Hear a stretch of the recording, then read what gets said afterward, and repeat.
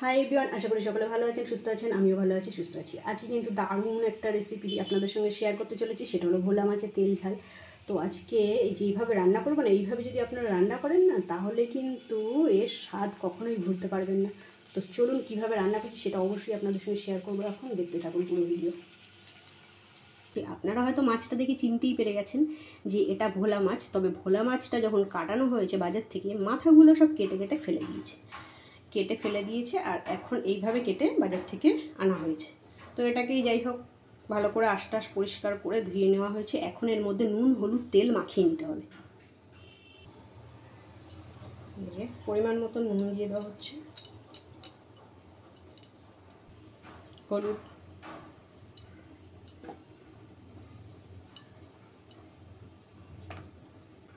এখন দেওয়া হবে সর্ষের তেল।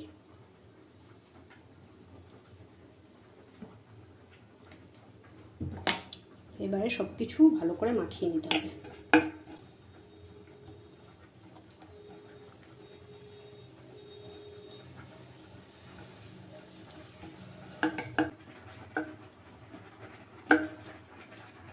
নুন, হলুদ, তেল মাখিয়ে 10 মিনিট রেখে দিতে হবে।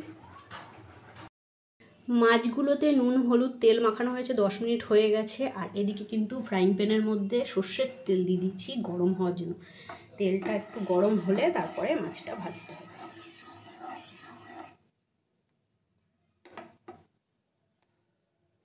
তেল গরম হয়ে গেছে, এখন মাছগুলো এক এক করে ভেজে নিতে হবে।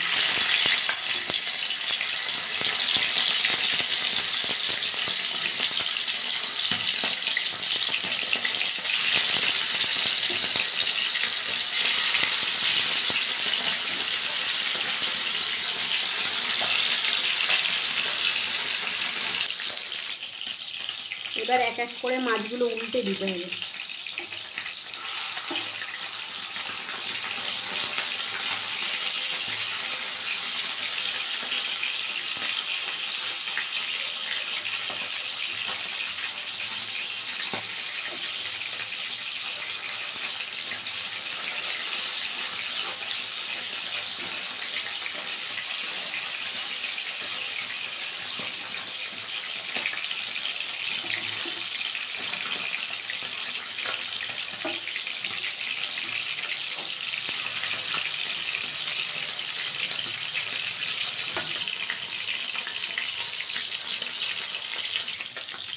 মাছগুলো ভাজা হয়ে গেছে, এখন এক এক করে মাছগুলো তুলে নিতে হবে।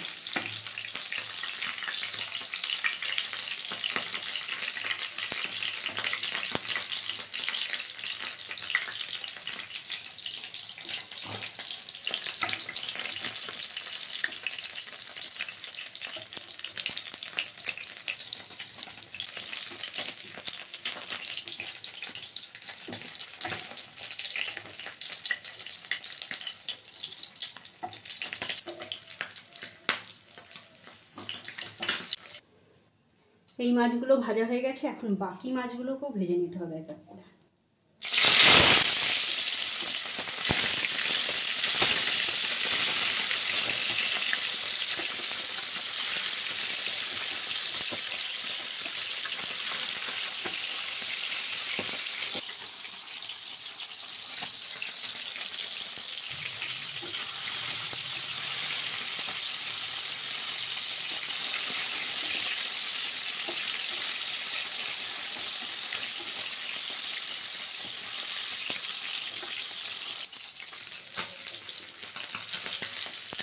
এই মাছগুলো ভাজা হয়ে গেছে, এখন এগুলোকেও নামিয়ে দেবো।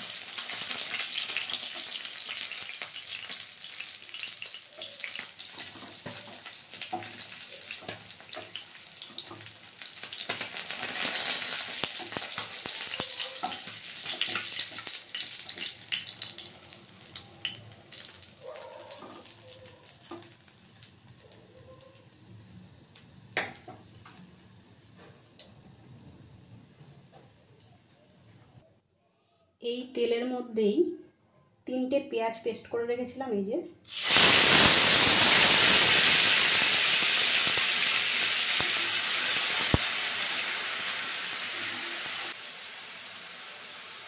আদা রসুন বাটা একসঙ্গে, এই যে 1 চামচ,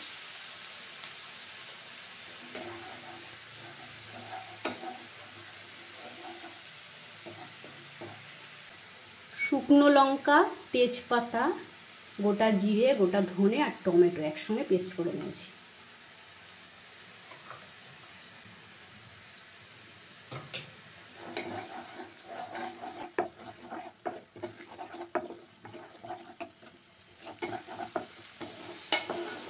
এই পুরো মশলাটা কিন্তু বেশ ভালোভাবে কষাতে হবে।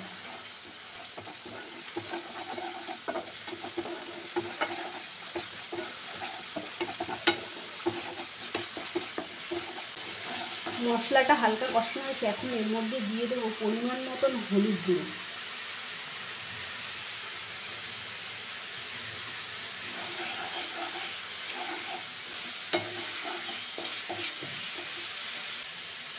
স্বাদ মতো দিয়ে দেবো নুন।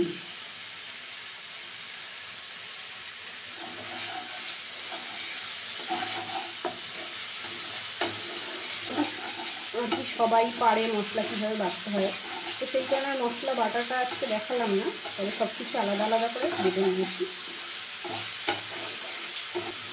ভোলা মাছের তেল ঝাল করবো, সেই জন্য এর মধ্যে আর একটা আলু দিই।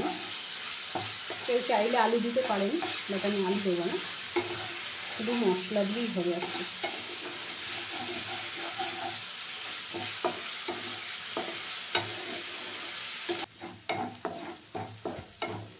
মশলা কিন্তু কষানো হয়ে গেছে, আর এখন এর মধ্যে দিয়ে দেবো জল।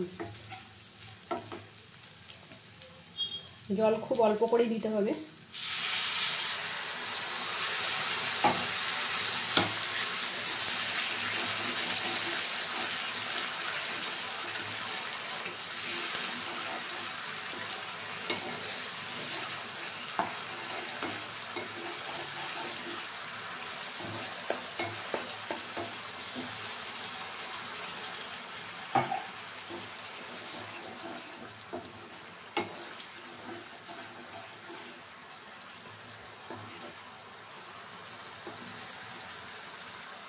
এখন এর মধ্যে একবারে মাছ দিয়ে দেবো।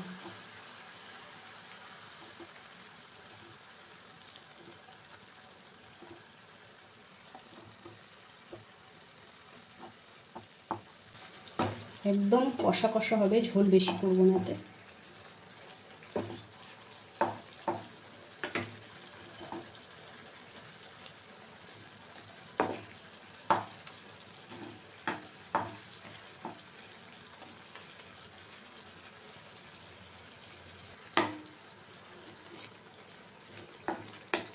মাছগুলো একটু উল্টে পাল্টে দিলাম। এখন এটা কিন্তু 5-7 মিনিট এটাকে ফোটাতে হবে, যাতে এর মধ্যে তেল মশলাটা যায়, তবেই খেতে ভালো লাগবে। তো 5-7 মিনিট বাদে এটাকে আবার চেক করবো নুন টুন ঠিক আছে কিনা।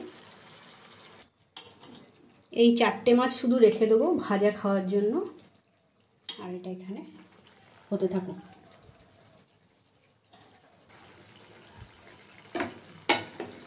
মাছ কিন্তু রেডি হয়ে গেছে, আর নুন টুন চেক করলাম একদম ঠিকঠাক আছে। এখন এটার ওপর থেকে কিন্তু এই যে কুচনো ধনেপাতা এইভাবে দিয়ে দিতে হবে। এইভাবে ভোলা মাছের তেল ঝাল রান্না করলে না একদম আঙুল চেটে পুটে খেয়ে নেবে সবাই, দুর্দান্ত স্বাদের লাগে এইভাবে রান্না করলে। তো আপনাদের আজকে যদি ভিডিওটা ভালো লেগে থাকে তাহলে অবশ্যই একটু লাইক করবেন, আর প্রচুর প্রচুর প্রচুর শেয়ার করে দেবেন, ঠিক আছে? তো আজকের ভিডিওটা আমি এখানেই শেষ করব। তার আগে এই মাছের ঝোলটা একটু বাটিতে নামিয়ে নিই। মাছ ভাজা রেখেছিলাম এই বাটিটার মধ্যে, এইটাতেই নামিয়ে রাখি।